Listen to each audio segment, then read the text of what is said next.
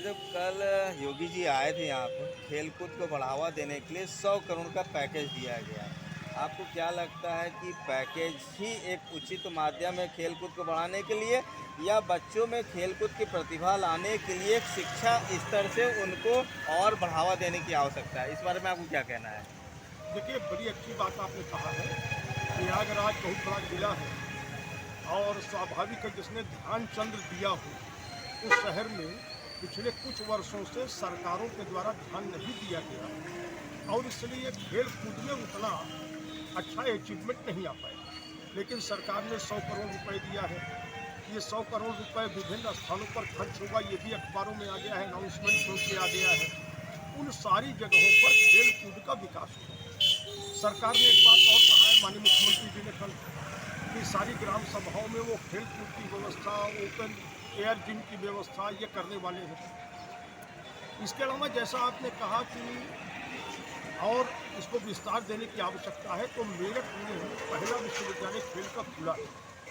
अब ये खेल का विश्वविद्यालय खुला है तो स्वाभाविक है कई प्रतिभाओं को आगे और ज़्यादा आगे आने का अवसर मिलेगा और मैं इसी उम्मीद करता हूँ कि धीरे धीरे खेल जगत में प्रयाग और उत्तर प्रदेश बहुत आगे बढ़ेगा। एक चीज़ देखने में आया है कि बच्चे आज यूट्यूब कल्चर से ज़्यादा अटैच हो रहे हैं। स्कूल स्तर से भी कुछ खेलकूद के लिए बहुत अच्छा प्रयास नहीं किया जा रहा है। तो सरकार इस बारे में क्या एक अच्छा सुझाव लेकर आएगी जिससे बच्चों के अंदर, जो ग्रोइंग बच्चे हैं, 10 साल के ऊपर के बच्चे, 8 साल के ऊपर बच्चे, उनके अंदर खेल के प्रति और रुझान बढ़े? देखिए, ये तो पिछले वर्षों में विद्यालयों का स्तर दूसरे प्रकार का हो गया। पहले आपको याद होगा, पर्याप्त पहले गांव के, शहर के, सरकारी, प्राइवेट सारे विद्यालयों में खेल कूद को वरीयता मिलती थी। लेकिन पिछले कुछ वर्षों के अंदर उसमें गिरावट आई। लेकिन वर्तमान सरकार ने उस दिशा में कारगर प्रयास किया है।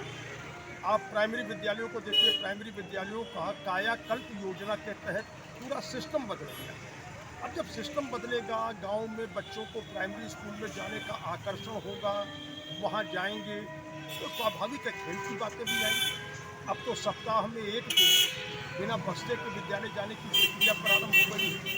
यानी खेल कूद, बाकी सांस्कृतिक कार्यक्रम, ये सारे कार्यक्रम विद्यालयों में प्रारंभ हुए। इसलिए धीरे धीरे नीचे से वो सारी चीज़ें अब फिर से जैसा आप अपेक्षा कर रहे हैं वैसा होने की दिशा में काम प्रारंभ हुआ है और मैं ऐसा मानता हूं कि निकट भविष्य में परिणाम सामने आने लगेगा।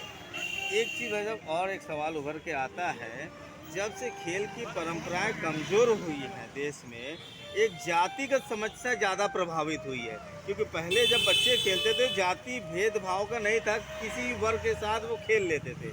लेकिन आज वो जाति विभेद इसलिए बढ़ा है क्योंकि खेल की समस्याएं, खेल की कूद कम हुआ है, कमज़ोर हुआ है। तो इस बारे में आपका क्या कहना है?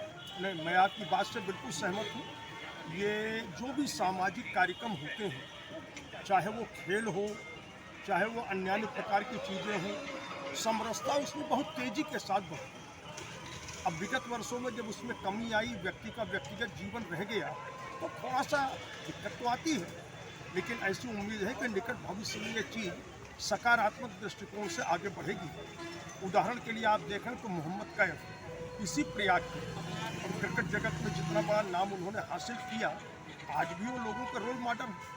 ध्यानचंद जी को देखें, रोल मॉडल। ऐसे अनेकों खिलाड़ियों का नाम मैं बता सकता हूँ कि जो आज हमारे रोल मॉडल हैं और समाज के सारे वर्गों के लिए रोल मॉडल हैं, किसी एक वर्ग विशेष के लिए नहीं। तो ये होना चाहिए और निश्चित तौर पर आगे इसका सकारात्मक परिणाम आएगा। बहुत बहुत धन्यवाद।